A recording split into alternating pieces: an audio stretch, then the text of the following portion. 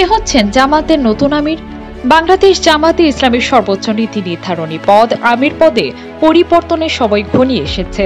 বর্তমান আমির ডাক্তার শফিকুর রহমানের দ্বিতীয় দফার মেয়াদ শেষ হচ্ছে চলতি বছরের ডিসেম্বর মাসে। 2026 সালের ফেব্রুয়ারিতে অনুষ্ঠিত হতে যাওয়া জাতীয় নির্বাচনের আগেই সংগঠনটিকে নতুন আমির নির্বাচন করতে হচ্ছে। তাই জনমনে এখন কৌতূহল, ডাক্তার শফিকুর রহমান তৃতীয় মেয়াদে থাকছেন নাকি আসছে নতুন মুখ। তবে আলোচনায় আছেন সম্প্রতি কারামুক্ত নেতা ও সাবেক ভারপ্রাপ্ত সেক্রেটারি জেনারেল এটিএম আজাহারুল ইসলাম এবং নায়েবে আমির সাবেক এমপি ডাক্তার সৈয়দ আব্দুল্লাহ মোহাম্মদ তাহের। জামাতে ইসলামের সর্বোচ্চ নীতি নির্ধারণী পদ হল আমির। দলীয় গঠনতন্ত্র অনুযায়ী 3 বছর পর পর অনুষ্ঠিত হয় জামাতে ইসলামের আমির নির্বাচন। ডাক্তার শফিকুর রহমান 2019 সালের 12 নভেম্বর প্রথমবারের মতো আমির নির্বাচিত হন।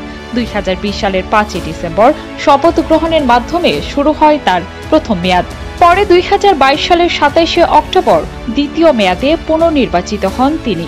জানা গেছে জামাতে আমির দলের রুকনদের গোপন ভোটে নির্বাচিত হলেও সেক্রেটারি নির্বাচিত হন আমিরের পছন্দে।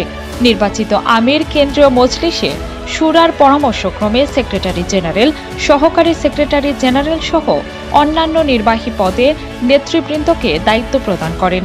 একজন ব্যক্তি কত মেয়াদে আমির হতে পারেন তার সুনির্দিষ্ট কিছু বলা নেই জামাতের গঠনতন্ত্রে। Kazi Upoma Mim, desk report, the news portal.